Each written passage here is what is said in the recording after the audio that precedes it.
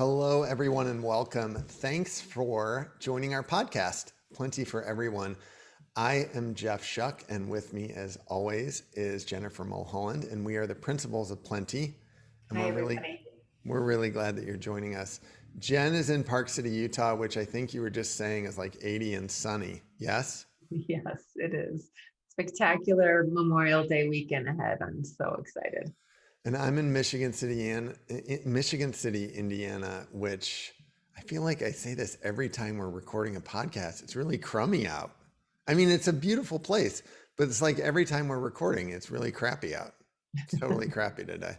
It is a So really beautiful place where you live. Lake thank town, you. gorgeous Thank you. foliage, gorgeous trees.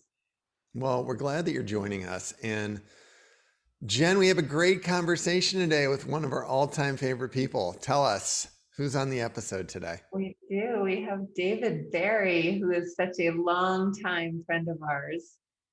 Angel escort, we would call him too. He was very instrumental in reuniting Jeff and I at an executive leadership retreat that we had here in Park City almost 6 years ago, Wow. actually 6 years ago, um, Yeah.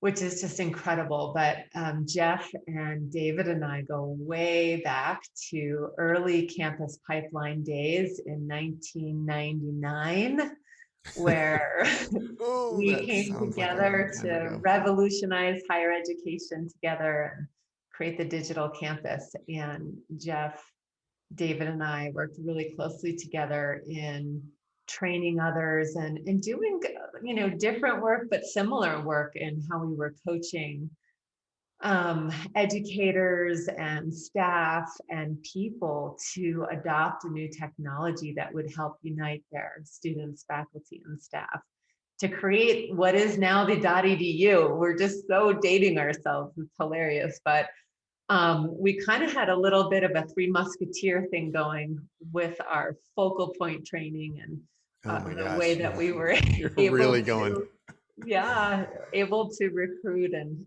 coach and support wonderful people back in the day. So we're so grateful to have him on as our paths have continued to meander. And you have a deeper story too, a more personal story that you and David go way back as friends and as fraternity brothers. So tell us Yeah. about that. Well, there's so many story threads here, and that's why we're excited to bring this episode to you.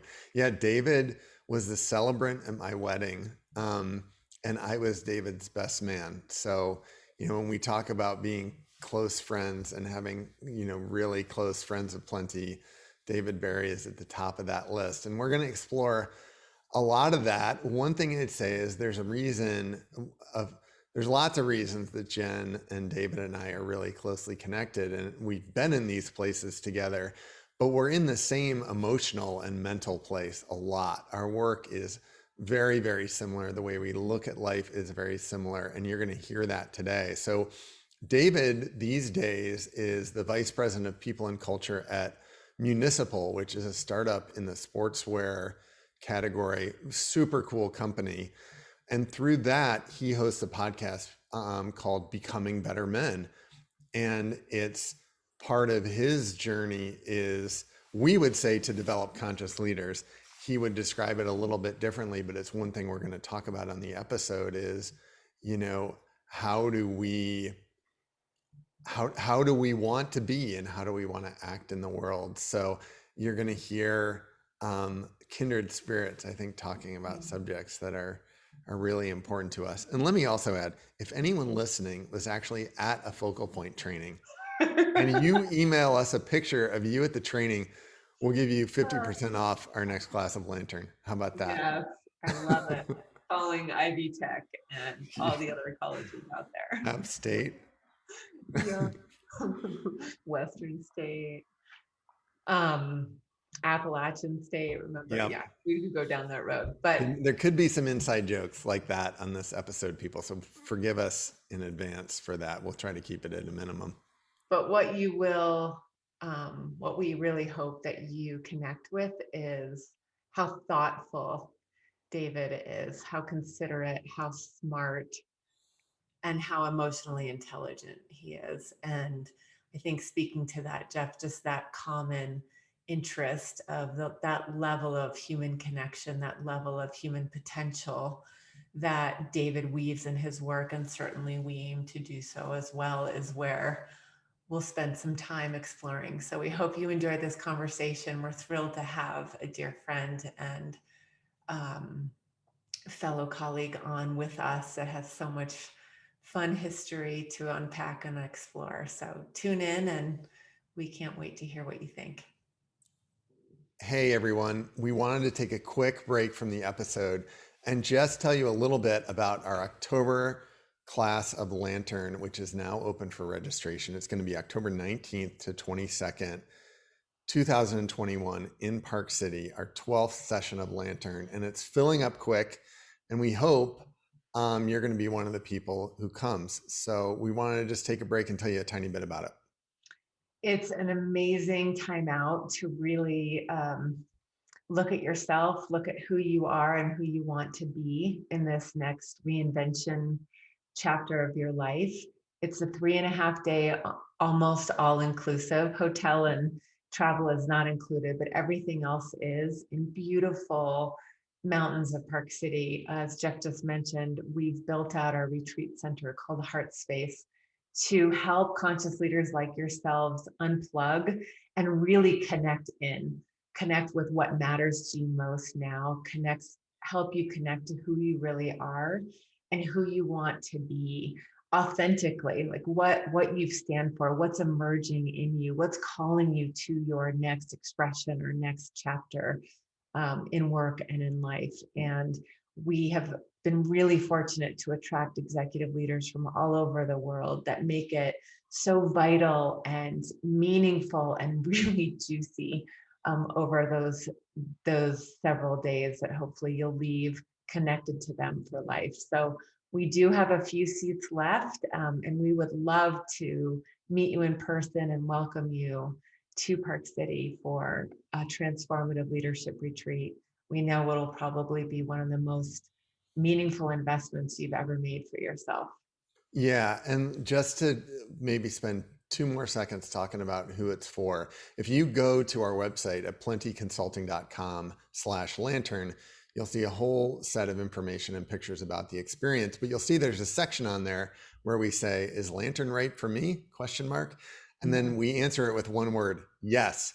And we're not just being cheeky. We have had CEOs, we have had independent artists, we've had retirees, we've had people who've just graduated from college. We literally have had every career, every walk of life.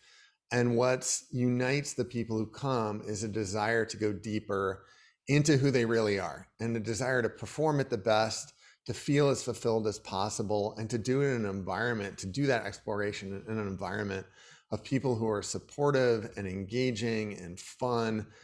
So wherever you are, if you've stayed long enough to listen to this ad, we know it's because you're interested in coming. We know you'd get a lot out of it. So check it out, plentyconsulting.com/lantern. We'd love to see you in Park City in October. Yes, sign up. We can't wait to meet you. We'll see you there. Well, David Berry, let me say this. We recorded an intro a few minutes ago, and we talked in the intro about how we've known you for so long and we have tons of things to talk about. And here we've been on the line for 2 minutes, and luckily Jen had the foresight to tell Sierra to just start recording because you've already dropped like 3 incredible topics we need to talk about. So to the audience, welcome. I'm not sure when we're going to pick up we may just, you may already be listening to this, but this is the kind of person David Berry is we all get on the phone and within 10 seconds, we're talking about how wonderful it is to know people who knew you when you were young. So I'm just going to use that as the intro to this conversation. Well, but you get the credit in this because you said you have an hour. I'll take it. In the 15 minutes, no, this is your setup. It's good. So what I've been thinking about over the last week or two is in the first 15 minutes, we're going to set the context. So where are you? What's real for you? And I really wanted to be true to that question. I didn't want to come into this with my pitch about leadership and development and self-awareness and all the things that I love and are and are real and authentic, but I wanted to be here with you, because if I can do that with anyone, it's you guys. And so I'm not going to waste an hour. You know what I'm saying? I'm not going to pretend to make it about something that's not the thing. So let's talk about what's really happening. And that's what's real for me right now. And this is why we love David Berry. I'm just going to say it again. Welcome Oh, to the I've missed podcast. you so. I've missed you so. I love this. I love that you do this, and I love how you do it, and I'm grateful to be a part of it. So thanks for including me. Well, and you represent some of that. Oh, sorry, Jen. Go ahead. I was just going to say, in the intro, Jen was talking about a little bit about our history and how long we've known each other. And there's that wonderful verse by the writer from the Tribune, who I always forget, but, keep in touch with people you were friends with in your youth, because the older you get, the more important it is to have people in your life who remember you when you were young. And that, to look at you and know we have literally known each other for 30 years. Yeah. It's such a gift, right? It's such a gift to have people in your life that remember you when you were younger and stupid instead of older and stupid, in my case. So the list of lessons learned of the past year and a half is long, and I'm like, not even close to the first or 15,000th person to say it, but one of those has been just back to basics. And I think basics is, who are the people who I know Jeff, I shared this with you around the origin of the podcast I started doing, is as meaningful as the focus of it is to me, it just gave me license to reach out to people. And it was so funny, like, why did I need a construct in order to say, hey, let's have a conversation and talk about things that, in some cases, I've known these people like yourself for so long and yet hadn't had that depth of conversation. And it's just a different sense of permission, but there's also a sense of mission, I feel, around just what you said. The people who have formed you and continue to form you, they deserve the best of us. And then that gets the flywheel going of reciprocity, and we're here to help each other. I just feel I'm through the prove myself phase of my life, right? I'm done with the ego need to make sure it counted. Now what I've earned the right to do is to facilitate the sharing of that learning in as thoughtful a way as I can do, whatever that means. And big, small, high impact, low, that's not my job to assess. My job is to be trusting of the impulse to share the lessons.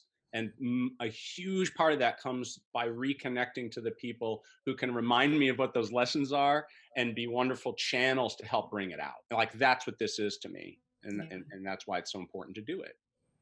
And we don't need a podcast to use it as an excuse to reach out. I think, like, that's the takeaway, Right. is that you don't need to create a podcast. It is a wonderful benefit and offering, but for people listening, the invitation is to reach out now, to reach out where you are, who comes to mind. When we reflect, as we started with a podcast, David, and as you're reflecting on your godfather who passed just before his 100th birthday, if you didn't hear that beginning, how he was so consistent with reaching out to you for every birthday and anniversary, and how that small act of generosity, that act of kindness, that act of connection, at the end of the day, when we reflect, those moments of genuine connection, connection's not one-sided. It never is. Like, connection requires two parts to come together. And so that idea of, like, where is that in our lives where we connect back to ourselves, right? Those parts that maybe feel disconnected. But in our lives, like, who do we really want to connect to? And I love that point, like not from an ego standpoint of saying, I have to connect with all these people that I kind of forgot about or life went on. But who do you genuinely think of, or who genuinely picks up the phone to call you or write you a letter? Like, where are those connections that foster the growth now and the connection I think we all yearn for? I know I deeply yearn for that, to be cared for.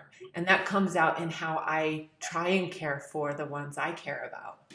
Yeah, because I think my point about saying, I don't want to be on this, this that time of life of being on the ego trip of I have to figure it out. I have to make my mark. I have to do what I was born to do.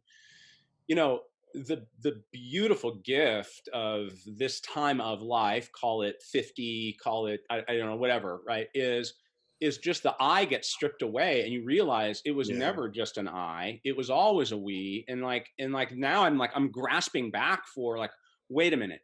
The, what it's about is the people you got to do it with, or the people who made it a little easier, the people who made sure twice a year at a minimum they told you that they loved you. And it's like, oh, that was always the fuel that allowed me, David Berry, the enterprise we'll call David Berry, to do its thing, was always being lifted up and fueled by that kind of generosity. And my job now in life, it feels like, is to go back and say, where are they? Make sure I find them, and be grateful to them, and then find a way to pass that forward somehow, or pay that forward, or be that for other people. Um, that feels like the work, and I feel so both convicted of it and truly a beginner at it. Right, truly like reframing the conversation about from the I to that sense of others, or sense of offering. And I'm still trying to figure it out. Yeah. But I like being in that place because it's just got me so much more. It feels like it's just got me in a calmer, more focused place that I really, really like being in. Well, oh my gosh, there's so many which story thread to pull from all of that.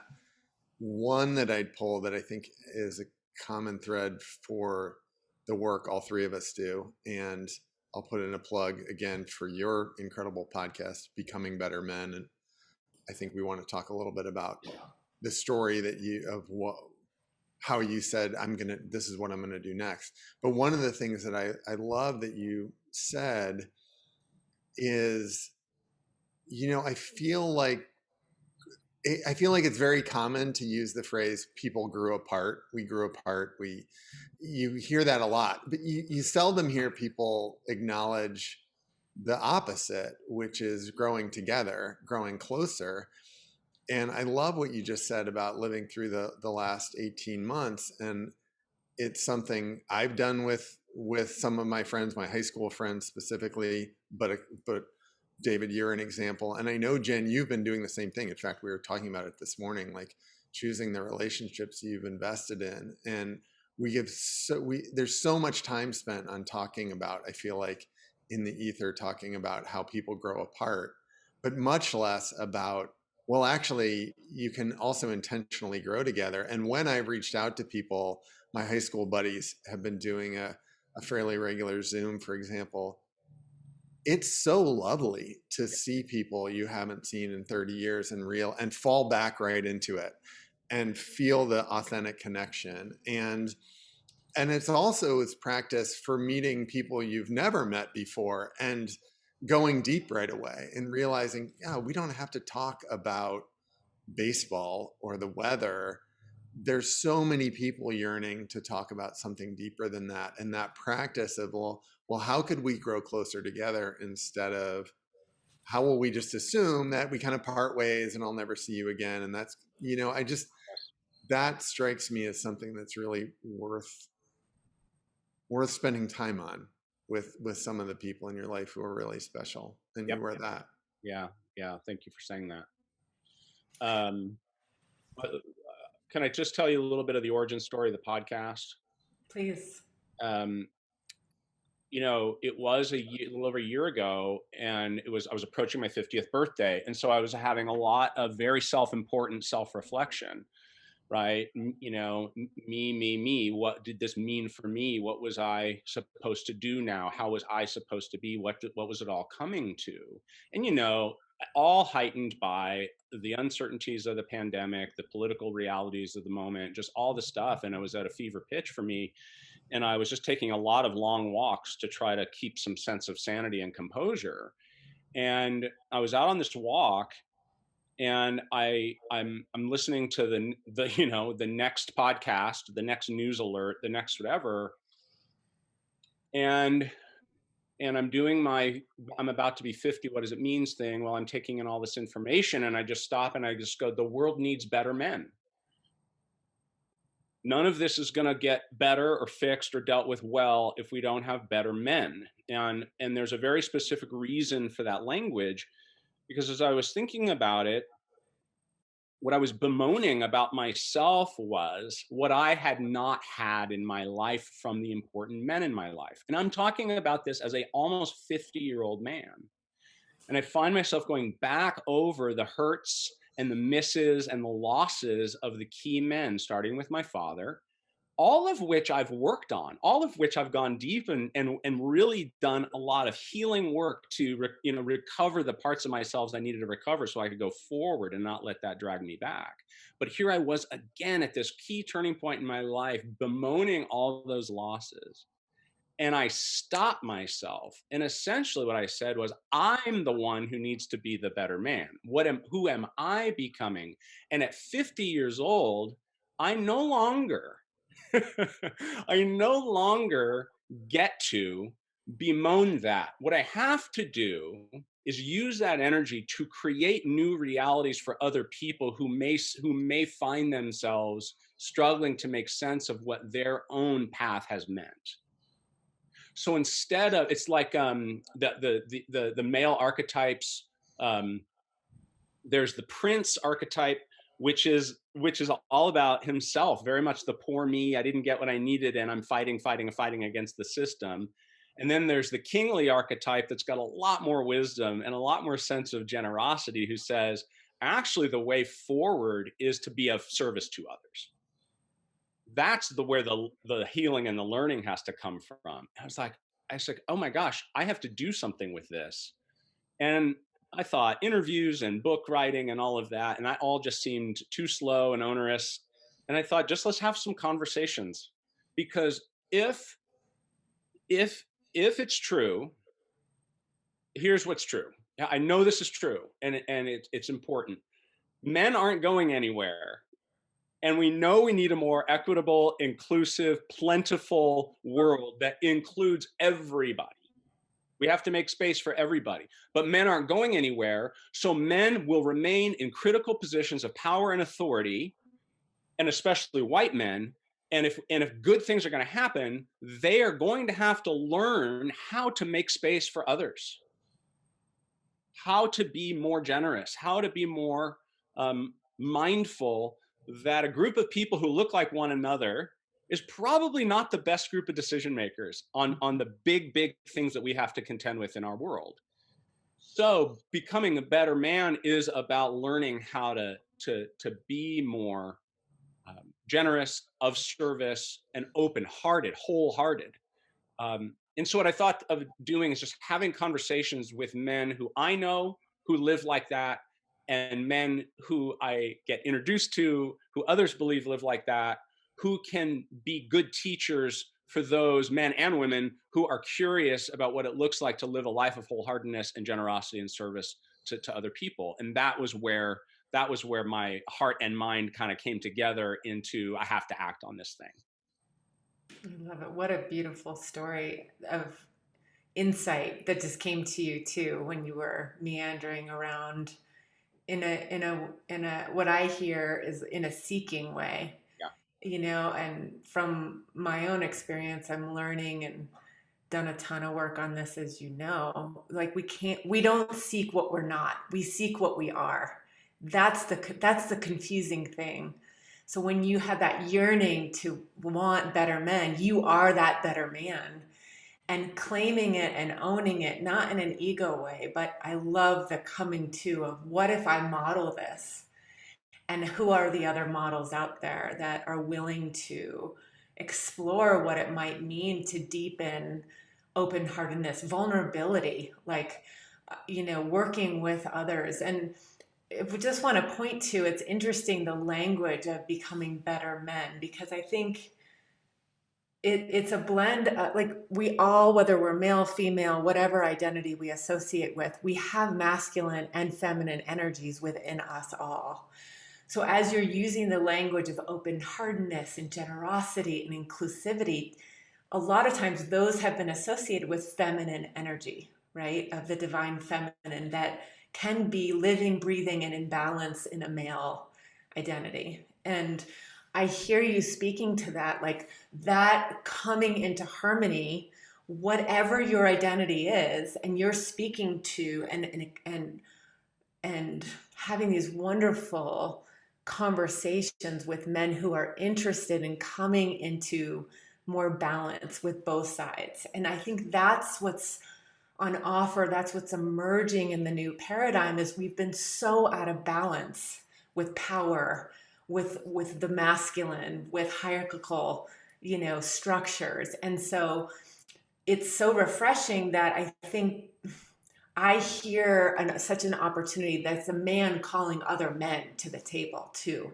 It's saying like, come on, we are equal parts in helping to find a better solution for our planet and for our people and the people we lead. So can we bring those different ways of being and learning and growing into more balance? It's just an interesting thing when you talk about masculine, feminine versus male, female, men, women.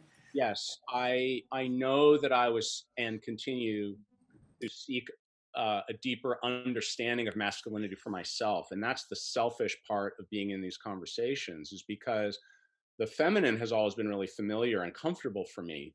Three older sisters, a very just a wonderful dynamic mother figure. Just that always made sense to me. So most of my best friends were women growing up, and the masculine I always thought was just, I never had that locker room comfortability. I never had that ease, and with other guys in that very guy kind of way. I mean, Jeff and I, we connected around music and books and ideas, and that's perfectly masculine, that's perfectly feminine, but it's not the archetypal ways that we think about it. And so for sure, I'm seeking out a deeper understanding, because I know there is one that's much more mature and inclusive of all of the dynamics that you were just naming. But we've got to get better at being honest that all of that exists in us, that all of it is true. And that's and just the way that we polarize everything, much less much less those dynamics inside of us, it's just so limiting. It's just bereft of imagination and aliveness and possibility to say that it looks and feels a certain way because that's what we've been trained and taught. And Well, yeah, we have to do better than that. It's not yeah. enough. I love a couple of things that you're pointing to. You were gracious enough to have me on the podcast a couple months ago, and it was a lot of fun. And we talked about one of my learnings from role models in my life is that being a man is not simply about masculinity. Like, we went down this exact path. And one of the things I'm curious about that I'd love for you to riff a little bit, or all of us to riff about, is you've kind of pointed to two sides of a coin. And one is, your previous story that you shared about just learning it's not all about you, right? Learning that we're here to serve and teach and be of help to others. And the other side of that coin that you're pointing to now is, and knowing who you are, right? And I feel like, Jen, that these two themes and how they work together are a real undercurrent in our work with conscious leaders of, we get clear on who we are, not because we're egotistical, but it's a window into being more authentic so we can be of service. And we are of service not because we're lost and codependent and have no idea what we're about, but through service to others, we get clear on what's important to us. So I think I'm seeing that both of those themes in what you're talking about. And I would love you to tell me if I'm hearing you right. And how did that, like that awakening to humility, was that also a catalyst to you saying, well, I need to do something too, right? This personal ownership. Well, 100%. When I was 35 years old, I started a new job, and within a week of the job, my boss called me arrogant. And he called me arrogant because I was acting like I had to be the person who figured everything out, that I was asked to do that. Because I was so afraid of failing that I overcompensated by trying to be all things to all people. And of course, was beginning to fail in just a few days.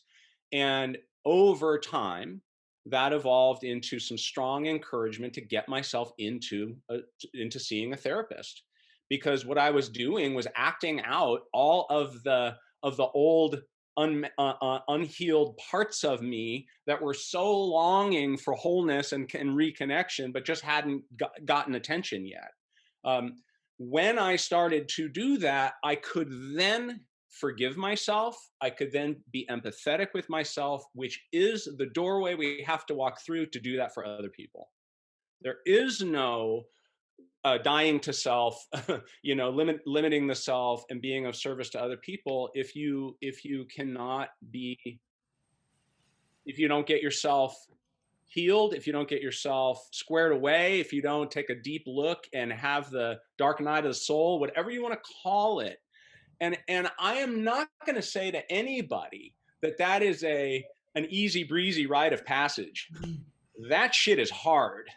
Quite And the contrary. that's how you know it's really, really important and really, really good. And I love this imagery we've been using a lot in the company recently. There's a door marked safety and there's a door marked freedom. And the door and the line at the door of safety is long.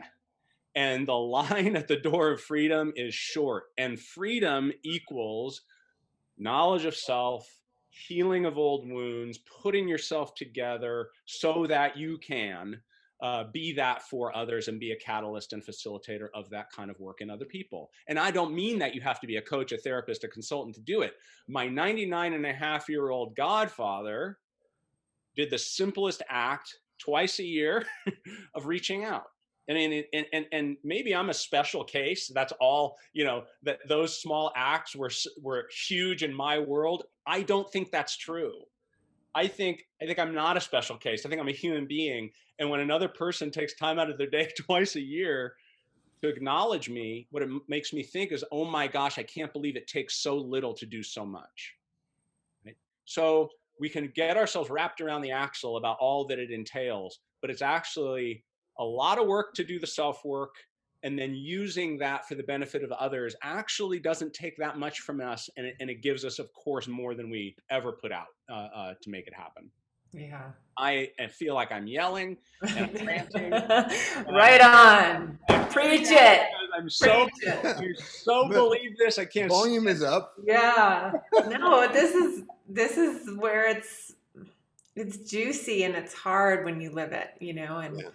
I think the one thing, I so share was similar. We all do. Just we wouldn't be here talking today, doing what we do, if we weren't committed to the path of personal growth and that journey of when it's about us and when it's in service of others and being used. My intention always is to be the legacy of light that I am, and to bring and channel that for others so they can find their own light, and that journey to do that is to find my own, and not just realize that nobody can fill that light for us. Nobody can choose whether it's the freedom door or safety door for us. Nobody can fill the holes that we are acting out to satiate a need we never got from our parents or we never got from our upbringing. Like there's real loss that many of us have experienced, or trauma or challenges and hardship, loneliness, whatever it is. And oftentimes we fill those, innate needs with somebody else or something else. And it could be a job, it could be a relationship, it could be whatever that is. And I think similarly, I'm really noticing about, when I turn and look at myself when I get antsy or I get hard on myself or critical that I'm not doing enough, or am I living, like, am I making the impact my heart really wants to make? And where is that coming from? And my place in the world, all of that. Um, I can tend to be quite, type A and competitive with myself. And so then that behavior comes out in certain needs to accomplish certain things or be productive or take on more and more and more. And what I'm learning is how, if I just see that, I don't even have to fix it. I can just see that that's running the show. Then how do I turn my attention inside to give myself what it is I'm yearning for? I notice in my friendships and some relationships that the way that they're satiating those holes is through other. And it's just not sustainable, right? Because we then give all of our power away to a marriage, a Yeah. relationship, that is fleeting, and it will never satiate. That's the irony. It will never satiate because we have to be able to do that deep work. And it is fucking hard. It's the hardest work ever. But the free experience of freedom to know when choice points come, like big choices around, gosh, I mean, pick the political scene, pick racial injustice, pick the whole conversation with vaccines. Every single choice point right now is an invitation to know who you are, to know where you stand, to know what works for you, and to be loyal to that. And I think that for me, David, as you're speaking, has just really been what the work is about, so that when we coach, we're not pontificating. It's not hypothesized. It's coming from a lived experience of empathy to say, I really know where you're coming from because I've lived that for myself. So how can we help each other tune into the light that we are, in my language that, really resonates with me. It may not resonate with everybody. Freedom is the golden ticket, and if we talk about it through the very imperfect lens of personality for a second.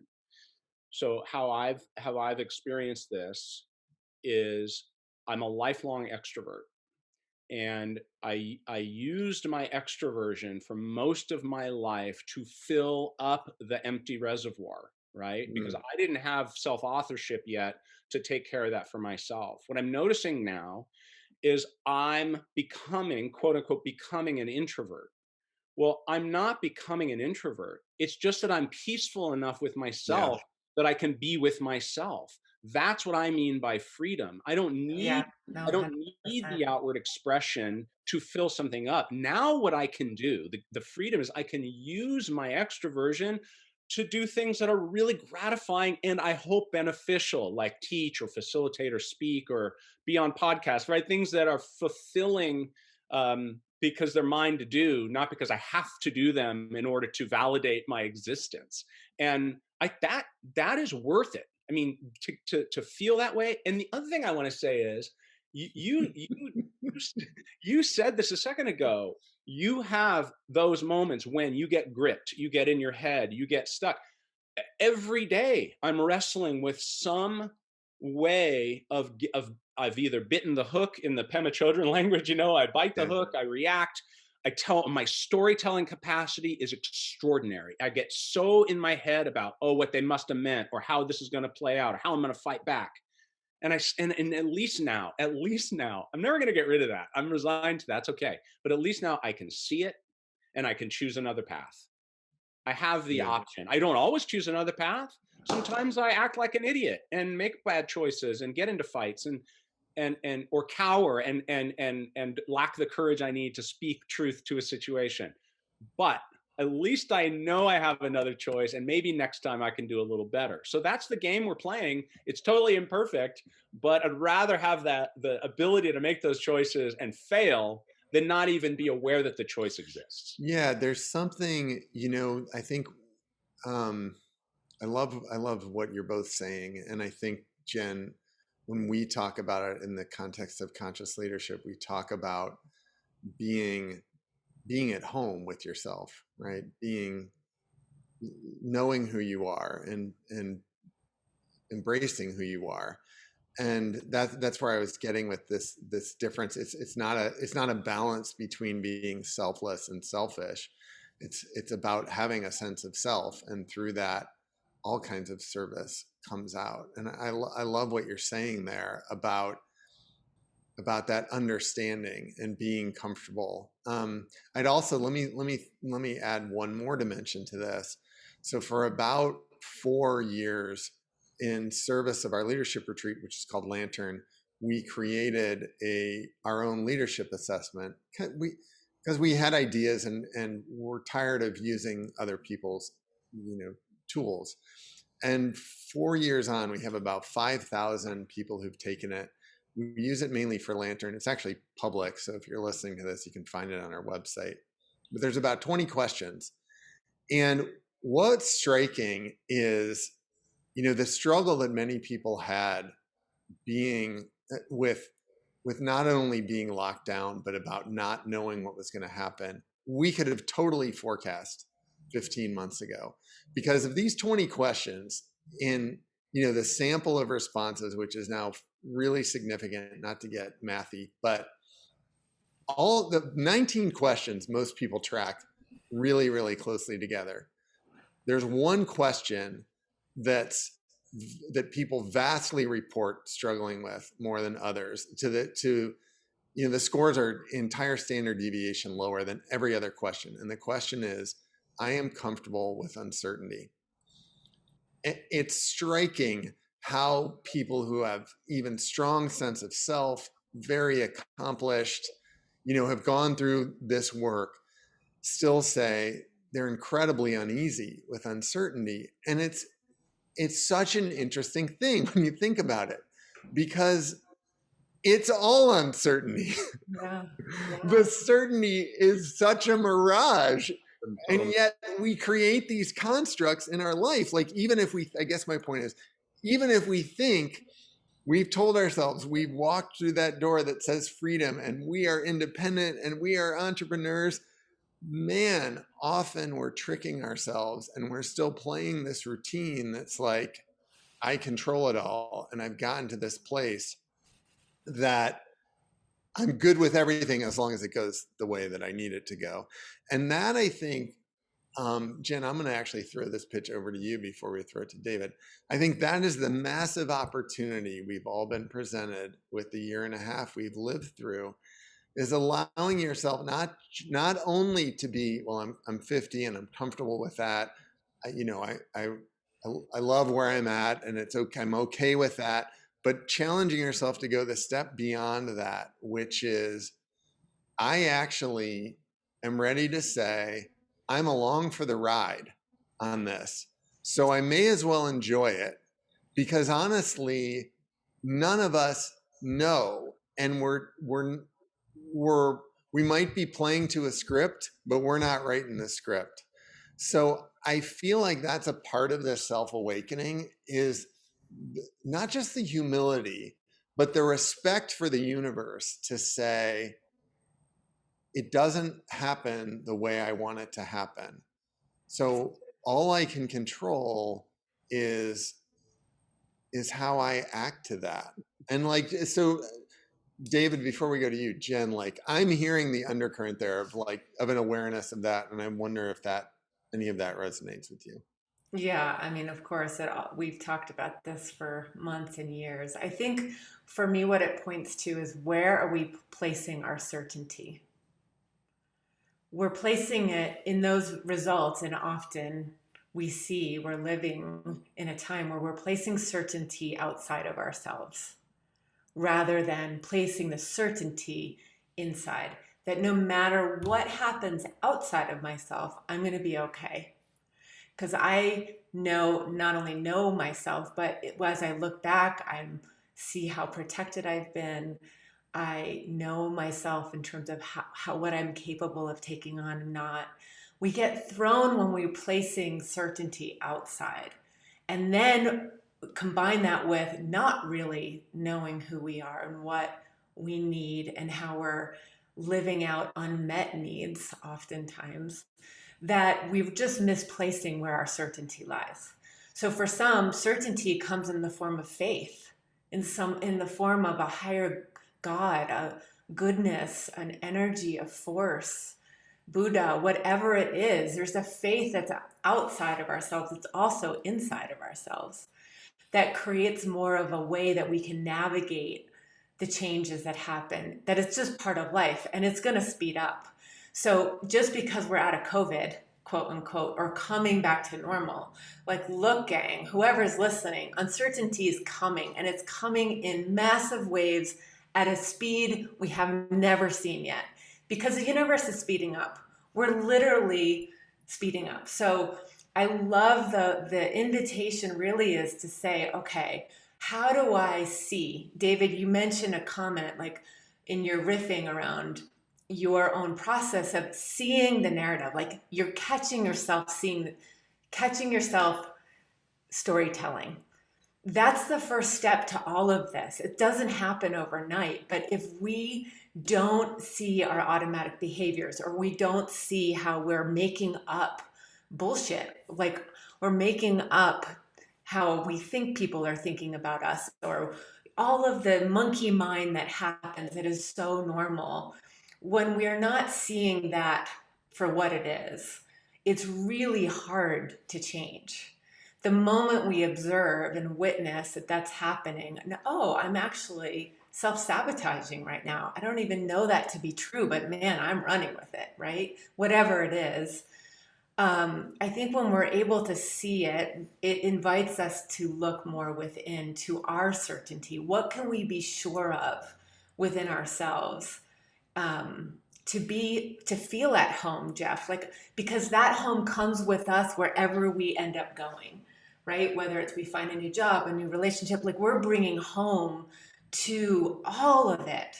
And so that home has got to have a strong foundation and stability. And I think that's what's sad about the results, to be honest, is just the misplaced attention outside of ourselves, the misplaced with good innocence around thinking that we're only okay if we can control our environment or if it looks a certain way. And it's just not. Like, we're living through the most nimble, agile, adaptive time in human history. So the only way we can adapt to outside is knowing that we're stable inside. So would love to hear your thoughts on that, David. I want to complement that beautiful insight with a very concrete example. So we are blessed to have a really big and beautiful backyard here in Southern California, and like many people over the last year, we've been close to home, so we've been investing in home. We have some big events coming up. We're hosting my mom's birthday, family reunion and birthday party later this summer. So we're sprucing up the patio and the yard, and we made a big purchase. And the big purchase that to cover this last section of patio was this $600 multifunctional massive umbrella that you can get at Costco. Okay. The thing is amazing. It's got solar panel on the top, so it lights up inside. You can swivel it any direction, up, down. It's humongous. Okay? And I'm like, this is the perfect, like, we've finished, like we're in, and it looks beautiful. Everything is perfect. Do you know what we actually bought? We bought a $600 bird shitting pole. Because within days, I'm seeing them. I sit outside and have my coffee. I see them alight on top of a beautiful new structure. And I'm like, oh, cool, birds. And then I look down, and the base of the thing is covered in crap. And I'm like, this is perfect. Because I always have this OCD design mindset. It has to be a certain way. And the cosmic joke is, no matter how deliberately I create it, how much money I spend on it, whatever contraption you want to throw at it, there's a beautiful a humiliation waiting. You know, and Richard Rohr is one of my kind of heroes and favorite authors, and he says, "I pray for at least one humiliation a day, at least one." And that bird nest umbrella contraption is just every week or two. There I am, pail of water and a rag, and I'm scraping it off. And by God, that's good for me. That is Yeah. really, really good for me. Well, Great practice, Yeah. right? Great practice. Great practice. yeah. And so I'm going to engineer it back to your podcast. And Jen, you made a comment earlier about the intentionality of the words, and we've talked a little about men, and we've talked about getting better. And let's talk about the first word, which is becoming. Yeah. And that is such a lovely word. And that really is another common theme of this conversation and your work and our work, is that we're always becoming, we're always learning and growing. And even people who think they're shut off, by the way, to learning and growing are always becoming. They might not like what they're becoming. But I think for me, that's one of the things that feels so much easier at 51 than it felt at 31, is acknowledging that I'm a work in progress, and getting and starting to love the work, right? I'm starting to really notice, like, oh, I got, it's great to have a partner in Jen. Like we help each other with that work. Oh, I just got triggered. What does that mean? Right. Wow, I woke up, I'm really anxious today. What does that mean? And being okay with the blossoming, with the opening up. And I hear that in your story, Jen. I see that in our work all the time. And I want to highlight that, because it's one of the things I like most about that title, Becoming Better Men, is that, we don't arrive, really. No. And I remember like being like 2 or 3 years into my therapy relationship and feeling so like self-congratulatory, like I'm doing the work, good for me. And then one day, I promise you, it was like I realized, I remember this day, I remember this moment realizing the gift of this realization that, oh my gosh, I'm never going to be done. I remember thinking, I'm like, because all the time I was like, oh, I'm going to figure it out.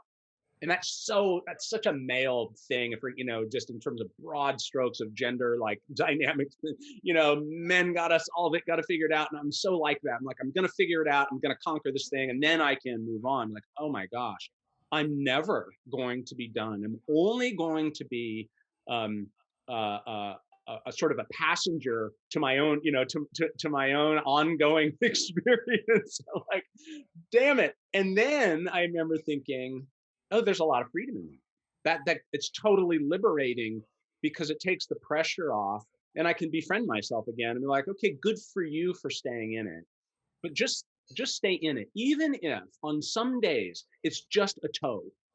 Even if you can only put a toe in that water, at least you can do that, and give yourself a pat on the back for doing that, because that's the best we got sometimes, and that's just fine. So yes, thank you for your kind comments about that notion of becoming, and boy, do I want to be more and more and more true to that, as I go, because it feels like that's just it's both it's very, very liberating to give yourself a break once in a while.